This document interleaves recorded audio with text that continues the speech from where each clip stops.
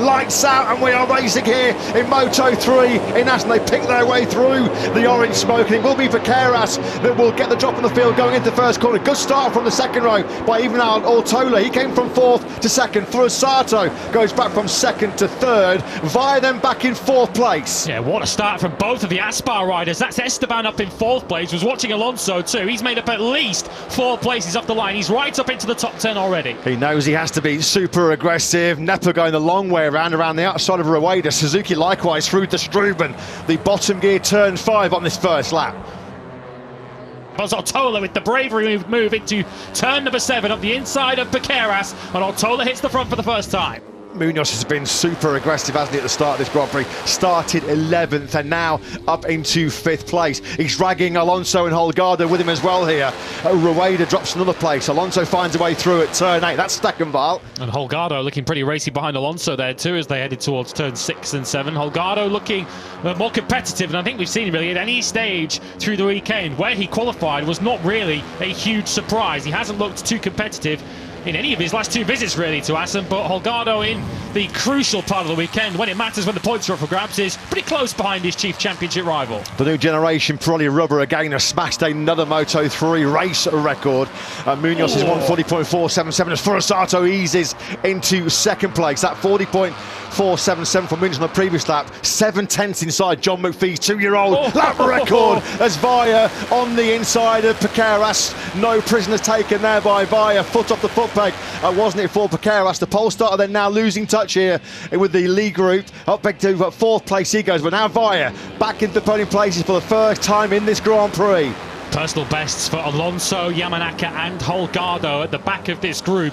They all did 140.5, half a second quicker than the leaders, and just as you predicted a lap ago, that leading group of 2 is now a leading group of at least 10 riders covered by a second and a half at the moment, and then a small gap back to Lunetta, Nepa and Kelso, who are also lapping in the 140s. Nearly 3.5 tenths he was clear of Furusato as we start lap 10 of 20. That's getting really close. There? Yeah, well, he got a bit of a rub there, didn't he, from Munoz? Did he make him lose the front, maybe going through turn 2? Adrian Fernandez has never seen a checkered flag in 3 previous starts here in Assen. Last year when he was replacing Tatsuki Suzuki, got clattered by Josh Watley on the opening lap. As Colin Via then hits the front for the first time, and you can hear the grandstand roof being lifted off by the Dutch fans as Furusato goes through on Ortola as well. It's all properly boxing up, isn't it, going through the timber chicane. Alonso lost all of his momentum going through 16, 17 and 18, but Colin Via then for the first time here in his home Grand Prix has hit the front.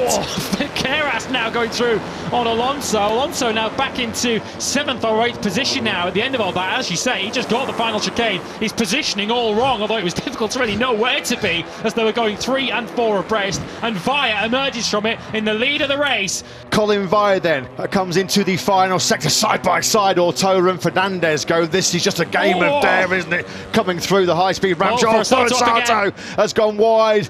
This time around he's not able to keep it on the tarmac, and that's completely ended his podium hopes here in Assen. Over the line Via goes, 5 laps to go, 3/4 of the thrilling Moto3 battle here in Assen completed, and now Alonso comes up into second place.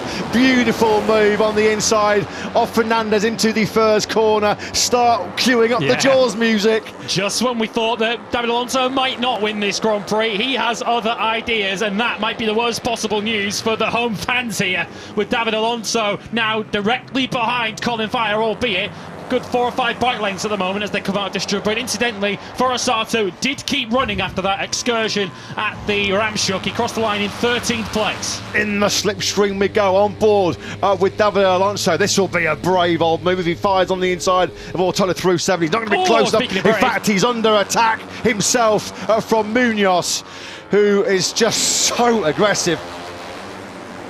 The Assen crowd are on their feet. Ortola is going all in. He's just set another personal best lap on the penultimate lap, a 140.501 from the Spaniard. That was 4/10 quicker than your race leader Via. Last lap underway then. Can Via hang on for this victory? Here comes Ortola. He's building. He's going to attack on the inside, surely. He's going to go the long way round. Vaya has been mugged at the final chicane. Listen to the groans. Listen to the moans from the Dutch crowd. They come over the line. Ortola takes it.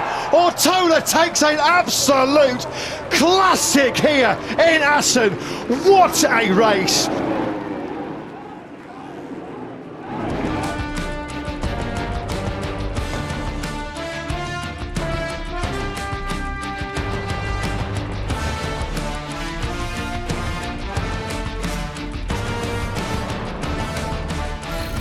Do you like MotoGP?